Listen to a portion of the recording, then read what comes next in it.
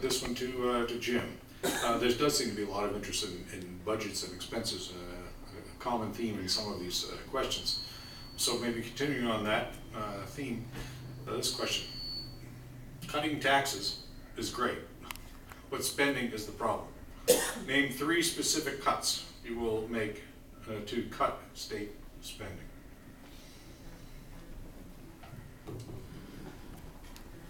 Cutting state spending is difficult without the votes. So the first you need to do is to get yourself up there and understand the lay of the land so that you can advance a cause that's advantageous to all.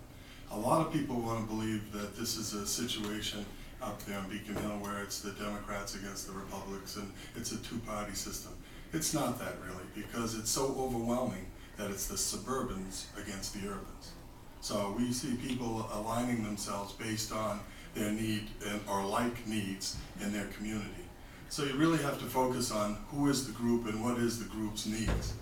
When you look at the opportunity though to perhaps advance the best agenda that I see from making money and saving money, it's really going to come by liquidating or reducing groups outside of Beacon Hill, such as the Secretary of State's office.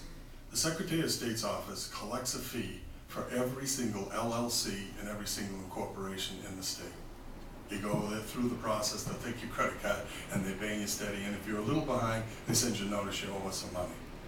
Well, we force our towns to go out and identify the property that these businesses are working on and go through a registration process, but the state never cross-correlates those two documents.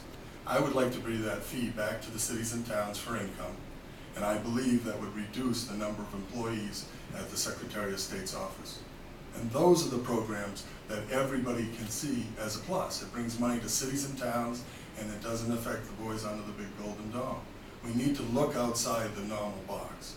We have a system for reimbursing the towns on Chapter 90 funding for highways. They go out, they set the bonds, they put the money in the bank, they play with the interest, and then they tell you to go get your short-term interest, and then come up and when your project's finished and look for reimbursement. That's an area that should come out with state aid. That whole department, in my mind, can be reduced. So you just need to look outside of the box. We have to look at areas that we can find a way to find reductions. And when we talk about taxes, I want a sunset clause on the liquor tax. And why on the liquor tax? Because the advocates of this rollback to 3% on the state tax will tell you we've leveraged through bonding 3% on every dollar that comes in on state tax. They can't go below 3% because we've leveraged it with the bond people. Well, now we put a brand new tax, we went from 0 to 6 1/4 on liquor, and if we leave it out there, they will leverage it. So I'm looking to get rid of and find a sunset for the liquor clause as well. Thank you. Thank you, Jim. Eric? Well, one I'd already mentioned was privatization. I mean, that's a big savings. That's something that's been pushed by the Senate, minority leader. And of course, we just don't have the votes up there to pass it. That's a huge savings. That's something we need to go after. Second one that's been in the news for a long time now is real pension reform. I was reading an article the other day, 7 states, we're not one of them yet, but we're closing in on it. 7 states in the next 10 years are going to run out of money because they're not going to be able to fund their public pension system. Yet they keep adding to the government workforce.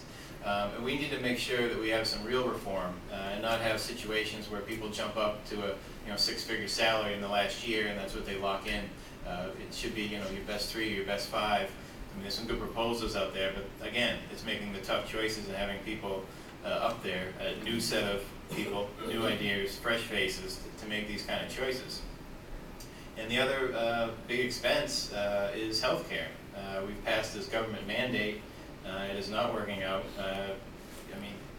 Typically what's happening to a lot of people, I spoke with a gentleman a few weeks back.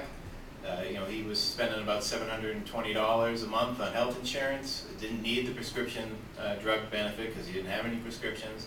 Now you have to have it. Went up to $950 a month because he had to buy that. Now, I think it's a year and a half after that increase, he's up to over $1,200 a month he's spending. So this hasn't worked out, and this is costing the state money, it's hurting the towns. Those are the three big areas I think we need to look at. And when we cut taxes across the board, and I mean an aggressive tax cut package, you're going to see job growth and you're going to see revenues return. They always do when we cut taxes. And then we can make some of the changes perhaps in different agencies where we can cut employees, where we can make the technological advances, because a lot of these agencies up in state government are still stuck in the 1960s, 1970s, the way they do business, and we haven't made the investments to take it into the 21st century. We may need to spend a little bit of money to do that in the short term, but in the long term, that's going to save our future, and that's a change we need to make. Thank you, Art.